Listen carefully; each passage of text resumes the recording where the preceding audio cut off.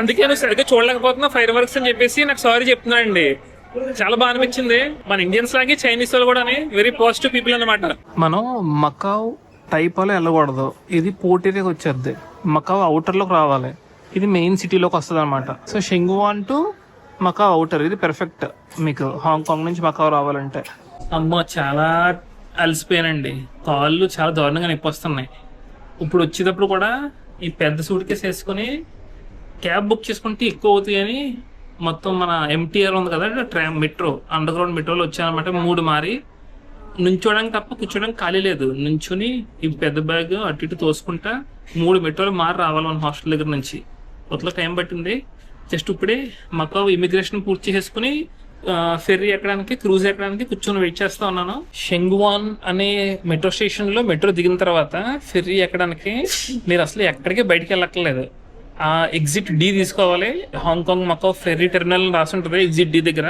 ఆ ఎగ్జిట్ నుంచి నడుచుకుంటూ వచ్చేస్తే ఒక మాల్లోకి వస్తాం. మాల్లో థర్డ్ ఫ్లోర్కి ఎక్కేయాలి. నాకు ఫస్ట్ ఏంటి మాల్లోకి వచ్చాం, పైకి వెళ్తున్నాను రావట్లేదు, ఫెర్రీస్ 3వ ఫ్లోర్ నుంచి 4వ ఫ్లోర్ నుంచి ఉండవు అనుకున్నాను. కానీ చూస్తే 3వ ఫ్లోర్ నుంచి ఉంది. సో గుర్తుపెట్టుకోండి, ఇది డైరెక్ట్గా ఆ 3వ ఫ్లోర్కి వచ్చేసి అక్కడ నుంచి అలా నడుచుకుంటూ వచ్చేస్తే మీకు ఆటోమేటిక్గా మకావ్ టెర్మినల్ కనబడుతుంది.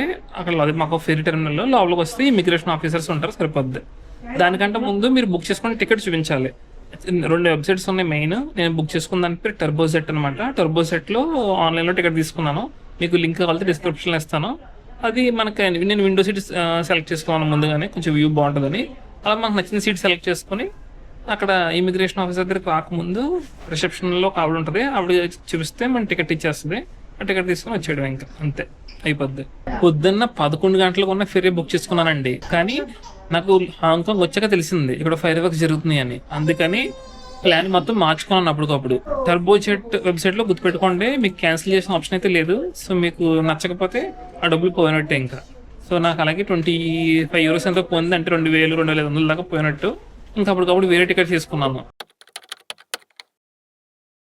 జస్ట్ పాస్పోర్ట్ చూపించమన్నాడు ఇమిగ్రేషన్లో. పాస్పోర్ట్ చూపించిన తర్వాత వీసా అడిగాడు. వీసా అంటే ఇండియన్ సిటిజన్స్కి మకావ్కి వీసా అక్కర్లేదు కదా అన్నాను. హాంకాంగ్ వీసా చూపించన్నాడు. అంటే మనం మళ్ళీ హాంకాంగ్ వెనక్కి వస్తామేమో అనుకున్నాడు. అందుకని హాంకాంగ్ వీసా చూపించమంటున్నాను, మకావ్ కాదని. హాంకాంగ్ వీసా చూపించమంటే నాకు సింగిల్ ఎంట్రీ ఉంది. అయితే నువ్వు మళ్ళీ హాంకాంగ్ రాలేవన్నాడు. నేను హాంకాంగ్ రావట్లేదు బాబు, నేను అలా చైనా వెళ్ళిపోతాను మకావ్ నుంచి అంటే. అలా అయితే పర్లేదు, but don't come to Hong Kong అన్నాడు. కానీ మీకు ముందు వీడియోస్లో ఒక ముక్క చెప్పడం మర్చిపోయానండి. మీరు హాంకాంగ్లో దిగిన తర్వాత ఇమిగ్రేషన్ అవుద్దా, అప్పుడు ఇలాంటి ఒక పాస్ ఇస్తారు.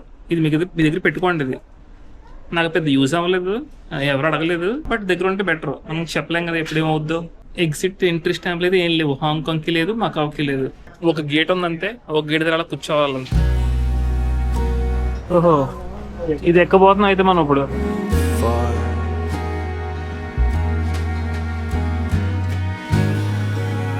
Just as far as I can be. Luggage ఇక్కడ పెట్టేసాను, ఇక్కడ కూడా పెట్టుకోవచ్చు.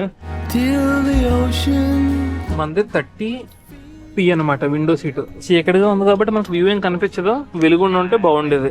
చూసారు కదా, మొత్తం అటు విండో దగ్గర 3, 4, మళ్ళీ 4, ఇది మళ్ళీ 3.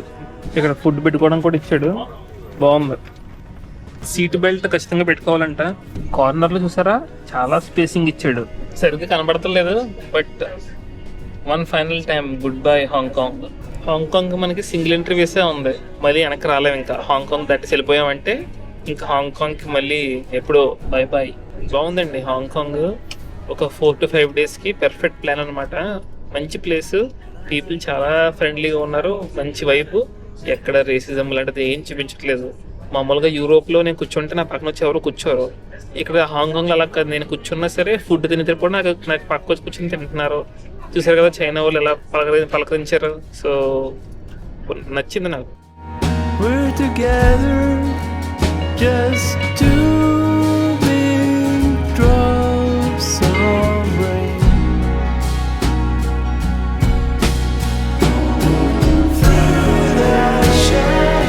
గంట సేపు అలా పడుకుండిపోయానండి, అలసిపోయాను కదా, ఎలా పడుకుండిపోయానో తెలీదు.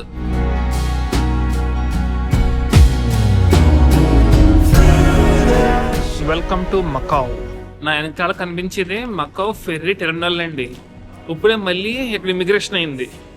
ఇక్కడ నేను ఏమన్నా క్వశ్చన్స్ అడుగుతారేమో అనుకుని బుకింగ్స్ అన్ని బయట తీసి పెట్టాను. జస్ట్ పాస్పోర్ట్ తీసుకున్నాడు, ఏదో స్కాన్ చేసుకున్నాడు, ఒక చిన్న టికెట్ ఇచ్చాడు, అంటే సేమ్ మీకు హాంకాంగ్ లో చూపించాను కదా అలాంటిది ఒక పాస్ ఇచ్చాడు, అంతే యూ కెన్ లీవ్ అన్నాడు. అంతే, బుకింగ్స్ చూపించాలా ఏం అడగలేదు. యూ కెన్ గో అన్నాడు. నేను కూడా వెళ్ళిపోతున్నాను హాస్టల్, మన హోటల్కి. ఇక్కడ హాస్టల్స్ దొరకలే, ఓన్లీ హోటలే.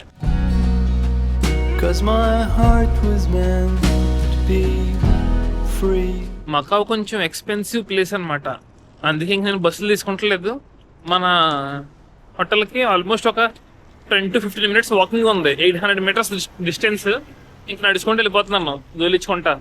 మనం ఇంతకు ముందు స్వీడన్ నుంచి ఫిన్లాండ్కి క్రూజ్ షిప్లో ఎంటర్ అయ్యాం. కాకపోతే 2 EU కంట్రీసే కాబట్టి మనకి ఇమిగ్రేషన్ కానీ అలాంటిది ఉండదు. ఫస్ట్ టైం అనమాట. మకావ్ కంట్రీ కాకపోయినా ఇమిగ్రేషన్ ఉంది మనకి. So different experience. క్రూజ్లో ఎంటర్ అయ్యాం. నెక్స్ట్ ఎల్లుండి చైనాకు కూడా ఇలాగే ఎంటర్ అవుతాం క్రూజ్లో. అది ఇంకా కంట్రీ కాబట్టి దాని ఎక్స్పీరియన్స్ ఎలా ఉందో కూడా చూద్దాం. అన్నీ హై క్లాస్ హోటల్ అండి బాబు. ఇప్పుడు మనం ఈ బ్రిడ్జి పైకి వెళ్ళి అక్కడికి వెళ్ళాలంటే ఆ చివరికి ఎంత పెద్ద సూట్ కేసుతో. And I know I can 20 kg bag ఇది, 20 kg పైనే. Cause my heart was meant to be free. చూసారా, లిఫ్టే మంచి హై క్లాస్ లో ఉంది, అసలు కదులుతున్నట్టు కూడా తెలియట్లేదండి. 6th floor మాకు. Are all surrounding me. మామూలుగా లేదు మన రూమ్ ఇవ్వాలా. ఒక సింగిల్ కింగ్ బెడ్ ఇవ్వచ్చు కదా, 2 బెడ్లు ఇచ్చాడు. నేను చెప్పాల్సిందే, దజ్జాగా పడుకుంది. సింగిల్ బెడ్ ఇచ్చి ఉంటే బాగుంది. కుర్చీలు, ఇక్కడేమో టేబుల్, టీవీ. ముందు మీకు బాత్రూమ్ చూపిస్తాను చూడండి. వావ్, బాత్రూంలో పడుకోవచ్చా? ఫ్రిడ్జ్లో ఏముంది? Wow, 2 కోక్లు, 2 water bottle. అనుకున్నా ఈడు ఫ్రీగా ఎందుకు ఎత్తాడని. కోకోకోలా 15 అంట, వాటర్ బాటిల్ 15. వద్దమ్మా నాకు ఇంతకంటే చీప్ రూమ్ దొరకలేదు. ఇది ఎంత అనుకుంటున్నారో, మనం 2 nights ఉంటున్నాం. 2 nightsకి 25,000 rupees పడిందండి. ఎంతకంటే చీప్ దొరకలేదు, అంత ఎక్స్పెన్సివ్ మకావ్. ఇక్కడ మనం ఎంత తక్కువ టైం స్పెండ్ చేస్తే అంత మంచిది. లేదంటే డబ్బులు అలా మంచినీళ్ళు అయిపోతాయి అనమాట ఈ 2 days కూడా. డిపాజిట్ కోసం హాంకాంగ్లో హాస్టల్లో ఉన్నప్పుడు తీసుకున్నాడు. ఎంత? 1000 రూపాయలు. ఇప్పుడు తీసుకున్న డిపాజిట్ ఎంత అనుకుంటున్నారు? 10,000. 105 euros కట్టాను ఈ డిపాజిట్. మళ్ళీ వెనక్కి ఇచ్చేస్తాడు, మనం ఏం పాడు చేయకుండా ఇప్పుడు వెనక్కి ఇచ్చేస్తే రూము. వెనక్కి వచ్చేస్తే 105 euros అంటే 10,000, 11,000 అనమాట. అది చూసి ఎంత తేడా చూడండి, దగ్గర 9,000 తేడా వచ్చింది డిపాజిట్లోనే. అంత ఎక్స్పెన్సివ్ ఇది. రూమ్లో ఒక్కనే కాబట్టి ఈ రోజు ఈ బెడ్ మీద పడుకుంటాను, రేపు ఆ బెడ్ మీద పడుకుందాం. మనకి నచ్చిన క్షణం, నచ్చిన రోజు. అబ్బా అబ్బా, ఆహా. రేపు నేను అలారం పెట్టుకోను, లేట్గా లెగిస్తాను. బాగా అలసిపోయాను. రేపు రెస్ట్ డే. సో ఫైనల్గా మనం హాంకాంగ్ పూర్తి చేసుకున్నాం కాబట్టి మీకు హాంకాంగ్ గురించి కొన్ని పాయింట్స్ నేను డిస్కస్ చేయలేదు మనం ఉన్న ట్రిప్ 4 daysలోని. సో పాయింట్స్ కొన్ని చూద్దాం, నాకు చాలా ఇంట్రెస్టింగ్ అనిపించిన వాటిల్లో. ఫస్ట్ది, చైనాలో ఒక భాగమే హాంకాంగ్ అయినా Hong Kong has separate system separate. అందుకే 1 country 2 systems అని చెప్పేసి అన్నాను కదా మీతోని. సో 2 systemsలో భాగంగానే చైనాలో అంతానేమో యూరోపియన్ డ్రైవింగ్ స్టైల్ అండి. మన ఇండియాలో ఉన్నట్టుగా హాంకాంగ్లో ఉంది. అంటే యూకే వాళ్ళు మరి బ్రిటిష్ వాళ్ళే కదా మనల్ని పరిపాలించింది కూడా, సేమ్ అలాగే హాంకాంగ్లో కూడా అంతే. సో మన ఇండియాలో లెఫ్ట్ సైడ్లో వెళ్తామా, అలాగే హాంకాంగ్లో కూడా లెఫ్ట్ సైడ్ వెళ్ళాలన్నమాట. కానీ చైనాలో మాత్రం రైట్ సైడ్ డ్రైవింగ్. ఇదంతా ఒక కంట్రీ అయినా కూడా 2 systems అనమాట. అలాగే హాంకాంగ్కి మళ్ళీ ఒక ఒలింపిక్స్ టీం కూడా ఉంది. కానీ మీరు ఒలింపిక్స్ మ్యాచ్లు జరిగేటప్పుడు చూస్తే హాంకాంగ్ చైనా అని రాసి ఉంటుంది, మెయిన్ చైనాది అయితే చైనా అని రాసి ఉంటుంది. ఇది హాంకాంగ్ చైనా అని ఉంటుంది. ఇంటర్నెట్ సిస్టమ్ కూడా హాంకాంగ్కి సెపరేట్, చైనాకి సెపరేట్. మీరు చూస్తే చైనాలో యూట్యూబ్ కానీ, ఇన్స్టాగ్రామ్ కానీ, గూగుల్ కానీ ఏం పని చేయవు. కానీ హాంకాంగ్ అలాగే మకావ్లో అవన్నీ బాగా పనిచేస్తున్నాయి. హాంకాంగ్ చేతిలో మాత్రం మిలిటరీ పవర్, ఫారెన్ అఫైర్స్ ఈ 2 ఉండవు. మిగతా అన్నీ వాళ్ళకి కావలసిన విధంగా హాంకాంగ్ డీల్ చేసుకుంటుంది. కానీ ఫారెన్ అఫైర్స్ అలాగే మిలిటరీ మాత్రం చైనా చూసుకుంటుంది. చిన్న ఇంట్రెస్టింగ్ ఫ్యాక్ట్ ఏంటంటే, చైనీస్ లాంగ్వేజ్లో అంటే మ్యాండరిన్ ఆర్ క్యాంటనీస్ లాంగ్వేజ్లో నెంబర్ 4ని సి అంటారు.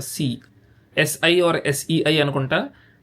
అలాగే డెత్ అంటే చావును కూడా చైనీస్ లాంగ్వేజ్లో సి అనే పలుకుతారంట, అంటే ప్రొనౌన్సియేషన్ సేమ్ ఉంటుందంట. సో అందుకు దాన్ని వాళ్ళు బ్యాడ్ లక్ కింద భావిస్తారంట. ఇప్పుడు మనం చూడండి 13 అంటే కొంచెం బ్యాడ్ అనుకుంటాం కదా, అలాగా వీళ్ళు నెంబర్ 4ని బ్యాడ్ లక్ కింద భావిస్తారంట.